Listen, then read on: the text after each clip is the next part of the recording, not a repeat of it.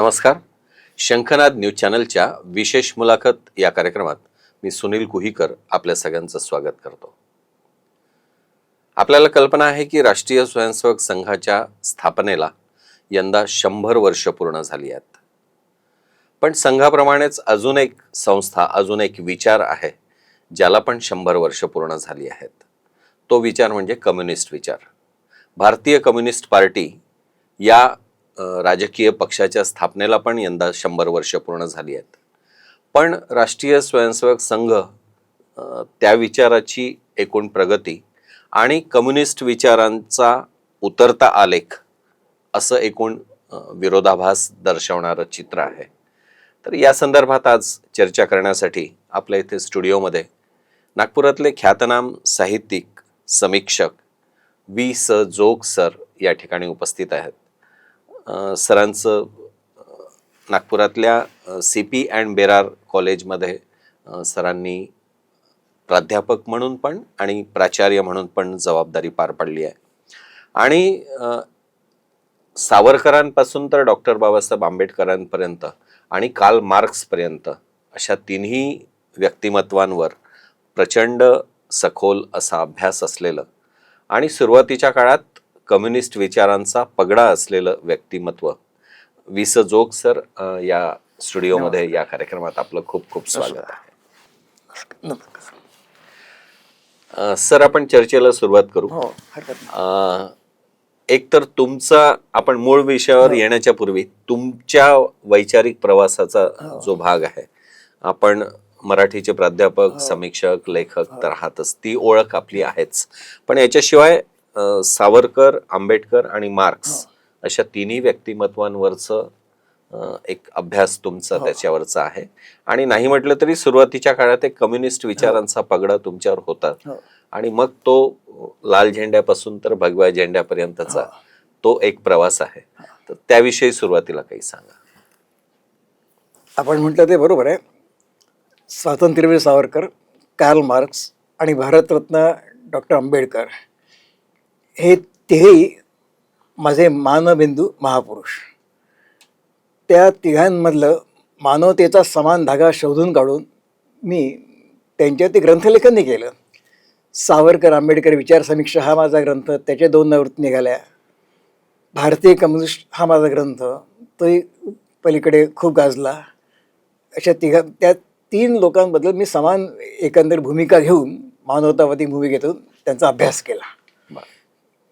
आपण आत्ता जे म्हटलात सुनीलजी की सुरुवातीच्या काळात मी कम्युनिस्ट होतो, खरं आहे ते. न्यू इंग्लिश हायस्कूलमध्ये शिकत असताना 1956 ते 60 या काळात संयुक्त महाराष्ट्र समितीचं आंदोलन हे जोरात होतं. त्यावेळेला मिरवणुका निघत, सर्वपक्षीय मिरवणुका निघत. काँग्रेस सोडून बाकी इतर सर्व पक्ष होते. कम्युनिस्ट पक्ष होता, प्रजा समाजवादी पक्ष होता, जनसंघ होता त्या काळचा, हिंदू महासभा होती, खोब्रागड्यांचा रिपब्लिकन पक्ष होता, हे सगळे पक्ष होते. त्या मिरवणुका निघत. त्या मिरवणुकीमध्ये पहिल्यांदा भाई बर्धन, मी विद्यार्थी पथकात होतो, यांनी माझ्या हातात लाल बावटा दिला. मनाने तरी तो लाल बावटा मी अद्यापपर्यंत सोडला नाही. आहे काही माझी भूमिका त्यांच्या विरोधात काही आहेत, माझी मतं आहेत की. पण मार्क्सवाद हा जागतिक पातळीवर शोषणाविरुद्ध एक तत्त्वज्ञान आहे. या भूमिकेत काही आजतागत बदल झालेला नाही. पलीकडे संयुक्त महाराष्ट्र अस्तित्वात आला. मी महाविद्यालयात गेलो. त्यानंतर मी PhD केलं.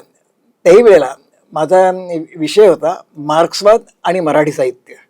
म्हणजे मला तोच विषय की मार्क्सवादाने मराठी साहित्यात कशी भर घातलेली आहे.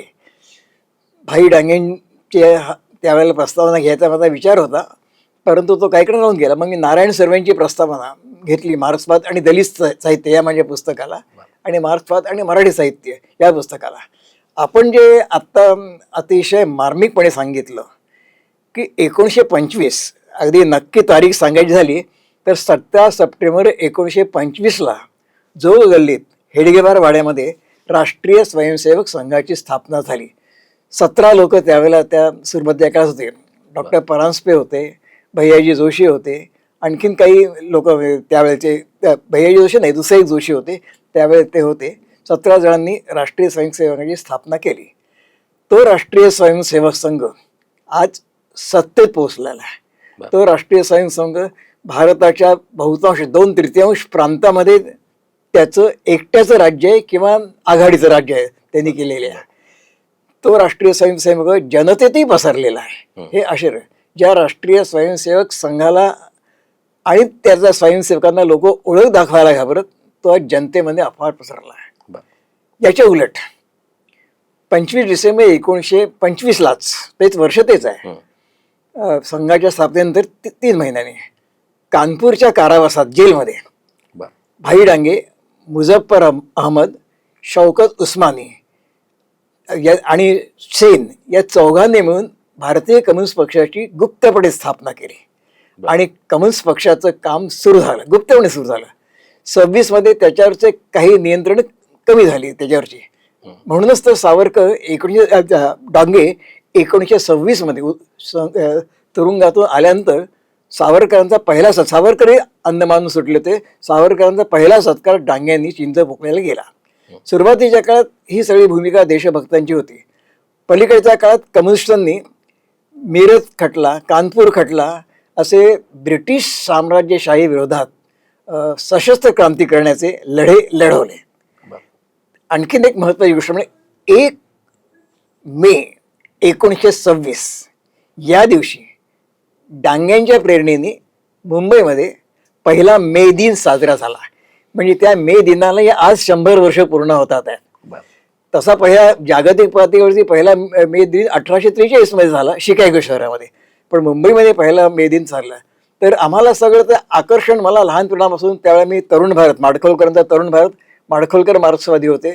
तरुण भारत आरंभीच्या काळात डांग्यांचं सगळ्या बातम्या वगैरे द्यायचा आरंभीच्या काळामध्ये, आणि मार्क्सवादाला अनुकूल होता. दुसरं वर्तमानपत्र म्हणजे आचार्य यात्र्यांचं दैनिक मराठा. दैनिक मराठा आणि तरुण भारत ही 2 वर्तमानपत्र म्हणजे संयुक्त महाराष्ट्राची जणू फुफ्फुस होती. ती दोन्ही वर्तमानपत्रे माझ्या घरी आहेत. त्यामुळे एकीकडे संयुक्त महाराष्ट्राच्या आंदोलनाशी माझा संबंध येत गेला, दुसरीकडे कम्युनिस्ट पक्षाशी देखील माझा संबंध येत गेला. प्रत्यक्ष पक्षाशी संबंध माझा येत गेला आणि त्यांच्या आंदोलनामध्ये मी येत गेलो. पलीकडे हा मी जो PhD करता प्रबंध येता, मार्क्सवादाचा मराठी साहित्यावर परिणाम, त्याचा परिणाम असा झाला की मुंबईमध्ये मला नारायण सुर्वे यांनी कम्युनिस्ट पक्षाच्या वतीने व्याख्यान देण्यासाठी, कम्युनिस्ट पक्षावर व्याख्यान देण्यासाठी पहिल्यांदा उभं केलं. आणि मी संपूर्ण महाराष्ट्रभर, त्या नारायण सुर्वे यांनी, हा त्यांचं मोठंपण आहे की त्यांनी मला महाराष्ट्रभर पोचवलं. हे त्यांनी केलं आणि त्यामुळे तोपर्यंत काही अडचण नव्हती. खरी अडचण केव्हा झाली? 1942 मध्ये कम्युनिस्ट पक्षाने महात्मा गांधीजींच्या चलेजा आंदोलनाला विरोध केला. ही त्यांची खूप मोठी चूक होती. मी ते मांडले माझ्या पुस्तकात आणि माझ्या व्याख्यानात मांडत गेलो आहे. त्यामुळे जनतेपासून 1942 पासून जो कम्युनिस्ट पक्ष 1920 म्हणजे रशियन राज्यक्रांती 17 मध्ये झाली, 1920 ते 1942 पर्यंत भारतभर पसरलेला होता. तो कम्युनिस्ट पक्ष 42 पासून हळूहळू गांधीजींच्या आंदोलनाला विरोध केल्यामुळे जनतेपासून दूर गेला. डांगे त्यावेळी तुरुंगात होते. डांग्यांनी सांगितलं होतं की आपण जनतेपासून अलिप्त होऊ, कृपा करून गांधीजींच्या आंदोलनाला विरोध करू नका, हे डांग्यांनी सांगितलं होतं. परंतु गंगाधर अधिकारी आणि इतर काही लोक त्यांनी ते ऐकलं नाही, त्यांनी विरोध केला. पलीकडची दुसरं त्यांची मोठी चूक म्हणजे मी कम्युनिस्ट पक्षापासून, आपण जे म्हणालात की हळूहळू घसरता आलेख जर आपण जे सांगितलं माझा, तर मलाही माझ्यात नाराजी निर्माण झाली. 1962च्या आंदोलनामध्ये चीनी आक्रमणाचं स्वागत कोणी करावं? कॉम्रेड रणदिवे यांनी. जे पलीकडे मार्क्सवादी कम्युनिस्ट पक्षामध्ये गेले. 1962 मध्ये चीनी आक्रमणाचं समर्थन करून पंडित नेहरूंना शिव्याशाप कोणी द्याव्यात? त्यावेळेस अतिशय तरुण असलेले हरकिशन सिंह सुरजीत यांनी दिलं ते काम. आमच्या महाराष्ट्राचा तरुण वर्ग, मध्यम वर्ग, नोकरीदार वर्ग, बँक कर्मचारी किंवा इतर कर्मचारी, जो एकेकाळी कम्युनिस्ट पक्षाचा सहानुभूतीदार होता, तो हळूहळू कम्युनिस्ट पक्षाच्या अशा चुकांमुळे दूर होत गेला आणि मीही काही प्रमाणामध्ये मग दूर होत गेलो. पण याचा अर्थ मार्क्सवाद या तत्वज्ञानापासून मी कधीच दूर गेलो नाही आणि जाणार नाही, कारण शोषणाविरुद्धचं ते भांडवल शोषणाविरुद्धचं एक अतिशय महत्त्वाचं जागतिक महत्त्वाचं तत्वज्ञान आहे. सर मला एक सांगा की एकीकडे राष्ट्रीय स्वयंसेवक संघ आहे की जो 100 वर्ष च्या प्रवासानंतर शताब्दी वर्ष साजरं करण्याची त्याची स्थिती आहे, आणि दुसरीकडे कम्युनिस्ट पक्ष आहे की त्यालाही 100 वर्ष झाली आहेत, बरोबर आहे, पण शताब्दी वर्ष साजरं करण्यासारखी स्थिती त्या पक्षाची त्या संस्थेची नाही. तर बेसिकली काय नेमका या दोघांच्या कामातला किंवा अप्रोच मधला फरक असेल जो तुम्हाला जाणवतो, तो काय असेल? नाही, एक तर मला स्वतःला जाणवतो आणि मी प्रयत्नही केला, खूप प्रयत्न केला की तुम्ही कम्युनिस्टांना मी सांगितलं, नेत्यांनाही सांगितलं मी बर्धनपासून, की संघाला विरोध करा, त्यांच्या हिंदुत्वाला विरोध करा, हरकत नाही, पण संघाला तुम्ही शत्रू मानू नका आणि देशद्रोही संघटना मानू नका, आणि तुमचा एकमात्र कार्यक्रम संघाला विरोध हा नसावा. तुमचे स्वतःचे वर्ग लढेच चालू राहिले पाहिजेत. पण त्यांनी काय चूक केली की फक्त राष्ट्रीय स्वयंसेवक संघ हा शत्रू, हा आमचा विरोधक, हा देशाला विघातक, अशा प्रकारचा अपप्रचार त्यांनी सुरू केला. त्या प्रचारावरती जनतेने त्या प्रचारावरती विश्वास ठेवला नाही, आणि जो कणा होता कम्युनिस्ट पार्टीचा एकेकाळी, म्हणजे बँकेचा कर्मचारी वर्ग, सरकारी कर्मचारी, शिक्षक, प्राध्यापक, हा जो कणा होता तो हळूहळू कम्युनिस्ट पक्षापासून दूर जायला लागला आणि संघाकडे येत गेला. तो त्यावेळेला जनसंघाकडेच आला असं नाही, पण संघाकडे येत गेला. त्यांना कळलं रे, साधी माणसं आहेत, ही देशभक्त माणसं आहेत, यांचे काही विचार चुकीचे असतील आणि आहेतही, परंतु म्हणून त्यांना शत्रू मानणं काही योग्य नाही. पण कम्युनिस्ट पक्षाने मी ही चूक केली. त्यामुळे झालं काय, आज कम्युनिस्ट पक्ष, मगाशी मी म्हटलं, आज नरेंद्र मोदींना कुठे देशभरात कुठे तुलना नाही असं माझं स्वतःचं मत आहे, जरी मी त्यांच्या पक्षाचा राजकीय विरोधक असलो तरी. तर हे मान्य केलं पाहिजे, आपण मोकळेपणे मान्य केलं पाहिजे. अटल बिहारी वाजपेयी हे एकेकाळचे या देशातले सर्वोच्च वक्ता असणारे मोठे नेते होते, ते पण मान्य केले पाहिजे. ते आता देशभर नरेंद्र मोदींचं एक महत्त्वाचं विधान मी आपल्याला सांगतो, कदाचित आपल्याला आठवत असेल कारण आपण पत्रकारिता केलेली आहे. ज्या वेळेला 2014 मध्ये नरेंद्र मोदींनी शपथविधी घेतली, त्यावेळेला घेतल्यानंतर पत्रकारांना त्यांनी काय सांगावं, कार्ल मार्क्स हा जगातला महान तत्ववेत्ता होता. तुम्ही त्यावेळेची वर्तमानपत्र तुम्ही उघडून पहा, हे नरेंद्र मोदी असं म्हणू शकतात आणि नंतर ते मोकळेपणे सांगू शकतात, आणि तुम्ही मात्र त्यांच्याबद्दल एक प्रकारची अढी मनात ठेवली, त्यामुळे हा पक्ष दूर गेला. आज या पक्षाची स्थिती अशी आहे, ज्या बंगालमध्ये ज्योती बसूंनी 30 वर्ष कम्युनिस्ट पक्षाचं राष्ट्र केलं, त्या बंगालमध्ये आज मार्क्सवादी कम्युनिस्ट पक्षाचा केवळ एक विधायक निवडून आलेला आहे. बरोबर. केरळमध्ये नमुद्रीबाद पहिलं सरकार होतं, केरळमधलं कम्युनिस्टांचं पहिलं लोकशाही मार्गाने निवडून आलं, आणि नमुद्रीबाद अतिशय लोकप्रिय होते. नमुद्रीबाद ज्या वेळेला निवडून आले त्यावेळेला त्यांचं अभिनंदन कोणी केलं, स्वातंत्र्यवीर सावरकरांनी. आणि त्यावेळेच्या सरकारने अलोकशाही पद्धतीने नमुद्रीबादांना जेव्हा पाडलं, त्यावेळेला निषेधाचा पहिला स्वर कोणी आणला, सावरकर सदनातून स्वातंत्र्यवीर सावरकरांनी. आता केरळमध्ये ज्या वेळेला त्यांची सरकार होते, अनेकदा सरकार राहिली, अनेकदा आली आणि गेली देखील त्यांची सरकार, काँग्रेस आणि कम्युनिस्ट या दोघांची सरकार गेली. आज केरळमध्ये प्रत्यक्षात केवळ 26 जागा कम्युनिस्ट पक्षाच्या मिळालेल्या आहेत. म्हणजे कशा प्रकारची अधोगती व्हावी. बाकीच्या हिंदी प्रांतात तर जाऊच द्या, तामिळनाडूमध्ये एखादी जागा, मध्य प्रदेशात एखादी जागा, राजस्थानमध्ये एक जागा, अशी पक्षाची अवस्था ही का व्हावी? पक्षाची अवस्था तर जनतेपासून पक्ष आणि लढ्यांपासून पक्ष दूर झाला आणि चुकीची धोरणं स्वीकारली, म्हणून असं मला स्वतःला वाटतंय. आणि म्हणून ही 100री जणू काय पक्षाची आहे, तिकडे ते शताब्दी साजरी करून राहिले, संघ परिवार शताब्दी साजरी करून राहिला आहे. मला स्वतःला सुनीलजी आणखीन एक महत्त्वाचं की एकीकडे कम्युनिस्टांना विरोध करत त्यांना शिव्या देत, पण कम्युनिस्ट पक्षाचे सगळे कार्यक्रम राष्ट्रीय स्वयंसेवक संघाने न बोलता स्वीकारलेले आहेत. आज अण्णाभाऊ साठेंची शताब्दी किंवा त्यांचे कार्यक्रम सर्वाधिक कोण करत आहे? राष्ट्रीय स्वयंसेवक संघ आणि त्याचा परिवार. संघ म्हणण्यापेक्षा त्याचा सगळा परिवार त्याच्याकडे. अण्णाभाऊ साठे कोण होते? कम्युनिस्ट पक्षाचे कार्डधारक होते. त्यांची त्यांची हे शताब्दी किंवा त्यांचं एकंदर त्यांचं महाराष्ट्रभर त्यांची जयंती आणि पुण्यतिथी हा संघ परिवार साजरा करतो. आंतरराष्ट्रीय महिला दिन हा संघ परिवाराने स्वीकारला. विवेकानंद त्यांनी अगोदर स्वीकारलेलाच होतं, त्यांचा तो शहाणपणा. तर अशा प्रकारे चुका जसे कम्युनिस्टांनी केल्या तशा राष्ट्रीय स्वयंसेवक संघाने देखील चुका केल्या.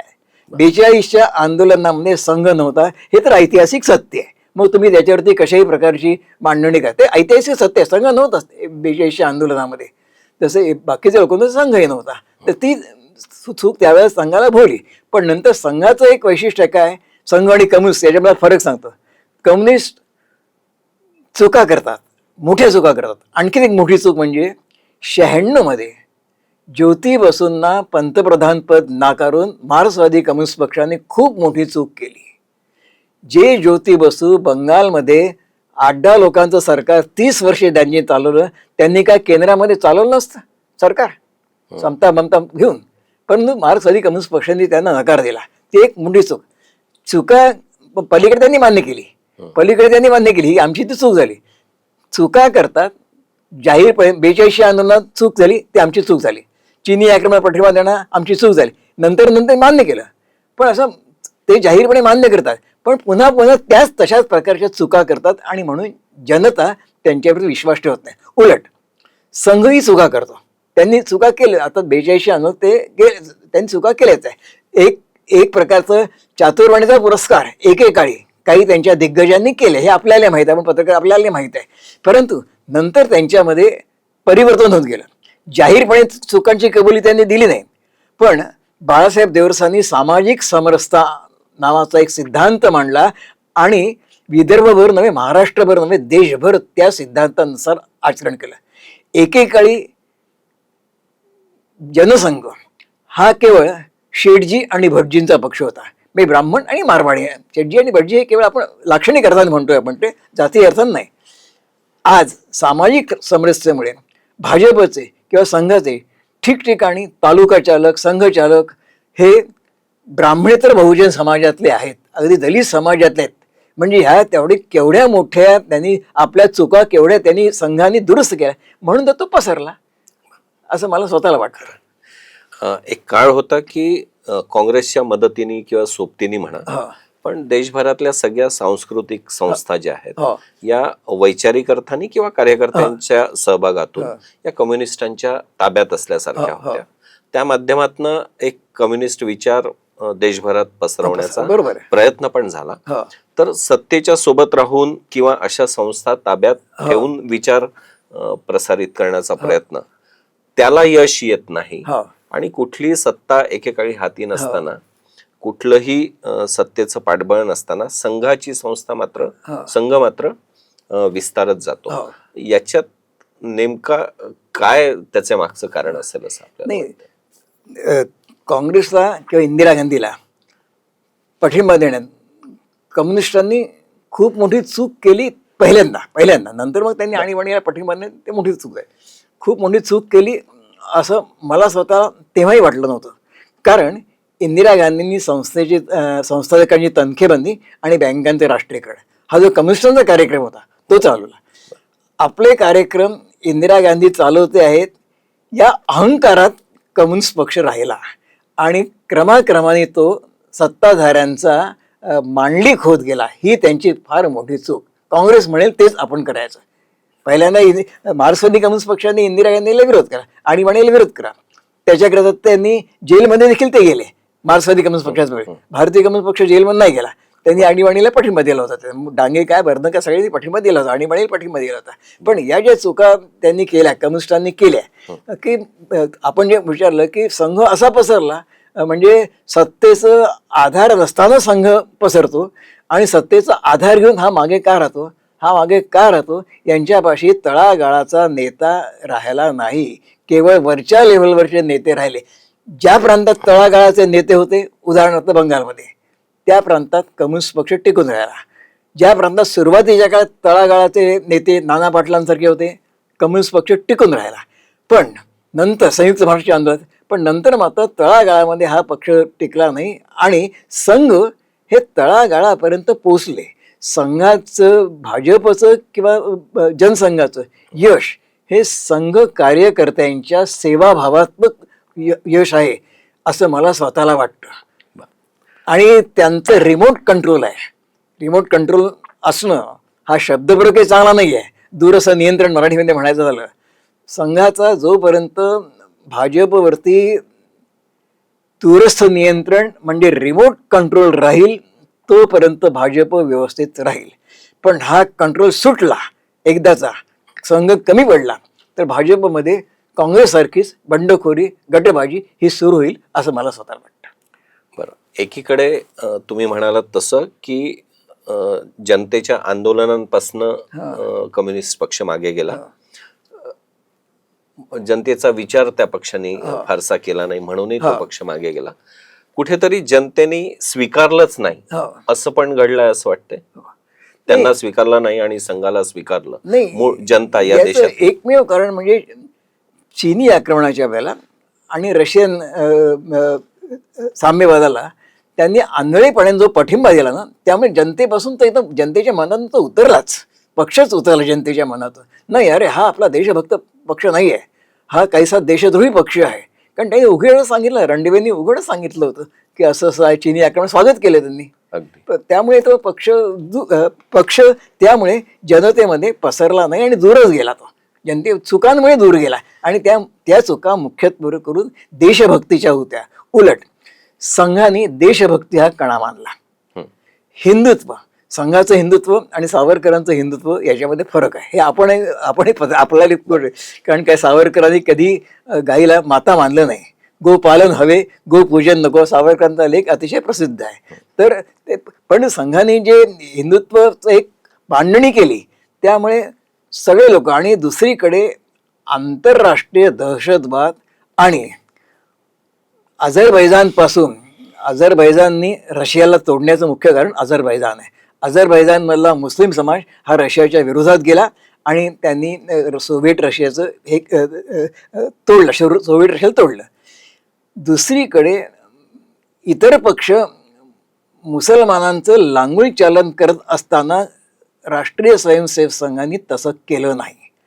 परंतु याचा अर्थ असा नाही, कम्युनिस्ट पक्षात आणि मुसलमानांमध्ये देखील साहिर लुधियानवी सारखे देशभक्त कवी होऊन गेलेले आहेत. ज्यांना हिंदू बनेगा न मुसलमान बनेगा सारखं प्रख्यात गीत त्यांनी लिहिले असं देशभक्त.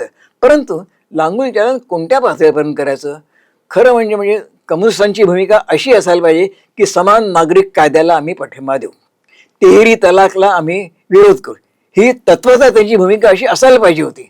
पण ती भूमिका घेऊन राहिले अमित शहा आणि त्यामुळे जनता त्यांच्या बाजूने गेली.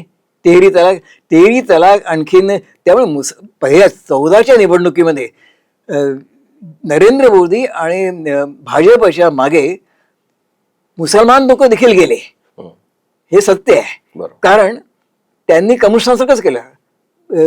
मुस्लिम स्त्रियांना काय पाहिजे? गॅस पाहिजे, घरोघर गॅस पोचवला. मुसलमान स्त्रियांनी मतदान केलं. मुस्लिम स्त्रियांना काय पाहिजे? तिहेरी तलाकमुळे आलेली गुलामशाही नको, ते त्यांनी केली. त्यामुळे मुसलमान स्त्रिया ते गेल्या. पण पलीकडे त्यांचं भाजपचं देखील मुस्लिम द्वेष हा पराकोटीचा वाढला. हे संघाने मुस्लिम द्वेष नाही केला. आपल्याला कल्पना असेल आहे किंवा माहीत पण असेल आहे, राष्ट्रीय स्वयंसेवक संघाचे परमपूज्य संघचालक मोहन भागवत हे दिल्लीत जाऊन मशिदीतल्या मुल्ला मौलवींशी संवाद साधतात. त्याचा परिणाम काय होतो? अजमेरला संघाच्या पथसंचलनावरती मुसलमान दुकानदार पुष्पवृष्टी करतात. राष्ट्रीय स्वयंसेवक संघाचे सरसंघचालक परवाना भवनमध्ये जाऊन बर्धनच्या पुतळ्याला पुष्पहार घालतात आणि त्याची सगळी माहिती कम्युनिस्टांना देतात आणि कम्युनिस्ट टाळ्या वाजवतात. ही जी भूमिका संघाने घेतली, परंतु भाजपला अशी संतुलित भूमिका घेता आली नाही आणि पलीकडे कदाचित भाजपच्या विघटनाचं ते कारण होऊ शकतं असं मला स्वतःला वाटतं. पण हे जे तुम्ही म्हणाले की संघाने या गोष्टी स्वीकारल्या केल्या, ते कम्युनिस्टांना करता आलं नाही म्हणूनही ते मागे राहिले. कोण? मुस्लिमांच्या संदर्भातली भूमिका हा, असेल हा. किंवा एकूण समाजाच्या बाबतीत हा. असेल. आणि अजून एक प्रश्न होता की मुळात या देशाची संस्कृती, हा. त्याच्यावर आधारित भूमिका घेण्याची तो जो अप्रोच संघाचा राहिला इतकी वर्ष, तो कम्युनिस्टांचा राहिला नाही. त्याच्यामुळे ते मागे गेले असं वाटतं. हो, बरोबर आहे, बरोबर आहे, अगदी बरोबर आहे. ते भारतीयत्वाचा त्यांनी ते फुटीचंच त्यांनी काही कारण नव्हतं फुटीला समर्थन देण्याचं. शागला किंवा सुहाईल उद्यानबी किंवा जुल्फी शेख नागपुरातल्या आपल्या किंवा इस्मत चुगताई या सगळ्या लोकांनी एक संतुलित भूमिका मुसलमानांच्या संदर्भात देखील घेतलेली होती, पण ती पक्षाने ऐकली नाही आणि पक्षाने नकार दिला त्या भूमिकेला. मी मगाशी म्हटलं तसंच सत्तेच्या सोबत राहिल्यामुळे कम्युनिस्टांना बराचदा राजाश्रय मिळाला. याच्या उलट संघावर जवळपास 3 वेळा बंदी आली. त्याच्यामुळे एक संघर्ष करत संघाचा प्रवास सुरू राहिला. तर संघाला स्थापनेपासूनच विरोध होत गेला आणि कम्युनिस्टांना स्थापनेपासून एक पाठबळ लाभत नाही. कम्युनिस्टांना विरोध होत गेला. ब्रिटिश साम्राज्यशाहीने बंदीच घातली होती. नाही, भारतात म्हणतोय. भारतात बंदीच. 1942 पण त्यांच्यावर बंदीच होती. पण नंतरचा प्रवास तर सरकारच्या सोबत प्रवास नंतर भारताच्या स्वातंत्र्यानंतरही पंडित नेहरूंनी त्यांना विरोध केला, इंदिरा गांधींनी त्यांना विरोध केला सुरुवातीच्या काळात. त्यांना विरोधाला तोंड द्यावं लागलं नाही असं नाही, त्यांनाही तोंड द्यावं लागलं, पण नंतर ते संघाला केला तितका विरोध कम्युनिस्टांना झाला. कम्युनिस्टांना नंतरच्या काळात नाही झाला. नंतरच्या म्हणजे साधारणपणे 60 दशक म्हणजे इंदिरा गांधींच्या निधनानंतरच्या काळात नाही झाला. त्यांच्या हत्येनंतरच्या काळात नाही झाला. तेव्हा आता पुन्हा एकदा एका मुद्द्यावर आपण येऊ की एक संस्था 100 वर्षानंतर इतक्या उंचीवर पोहोचते की त्याचा शताब्दी वर्ष साजरा होतो, आणि दुसरी संस्था अगदी ते वर्ष साजरा करण्याची पण त्याची स्थिती नसते. राजकीय दृष्टीने तर आपण बघितलंच की केरळ, बंगाल, त्रिपुरा सारख्या राज्यांमधनं जो एकेकाळी गड होते या पक्षांचे, ते सगळे आता नेस्तनाबूत झाले, किल्ले सगळे.